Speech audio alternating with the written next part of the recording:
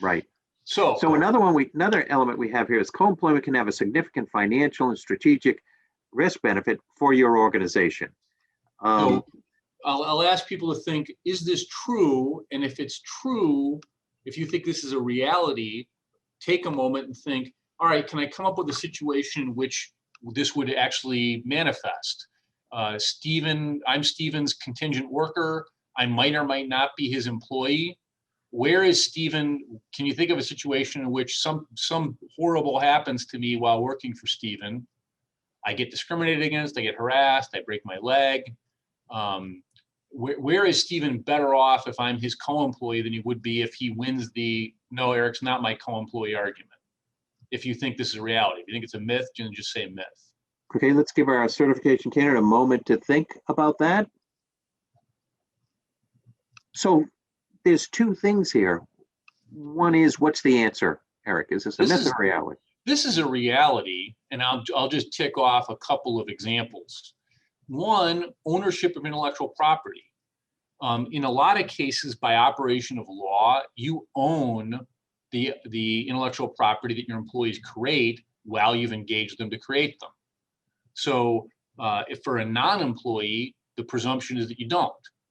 So if you want to own your intellectual property, you're better off if the person's your employee. Stop.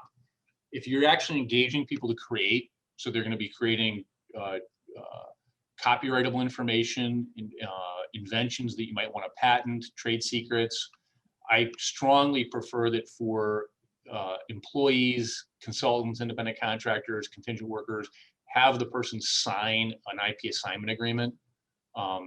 And if you're doing it through a staffing provider, have your staffing provider have every person sign something, a document that you've approved, that your lawyers approved, saying that you own their work product. That's better than relying on application of law to own it. That said, it's easier to own, and in many cases, you own automatically if the person's your employee. Second, let's say I'm working for Steve and I break my leg. I have a compound fracture of my leg and I trip over a cord that was left on the floor negligently by one of Steve's employees. If I'm Steve's co-employee, I'm going to collect workers' comp from my staffing supplier, and both the staffing supplier and Steve are going to be immune from most tort liability in most states in most cases. So the workers' comp, the legal doctrine is called workers' compensation exclusivity, and the idea is that workers' comp, where it exists, is your exclusive remedy. You can't get workers' comp and also sue, and that immunity from tort liability in most cases in most states extends to both the staffing supplier and the end client. So periodically you'll have cases where a client will say, oh, you're not our co-employee. Well, the client just pled itself into open-ended tort liability that it was otherwise immune for, not because it did anything wrong, but just because it didn't understand co-employment.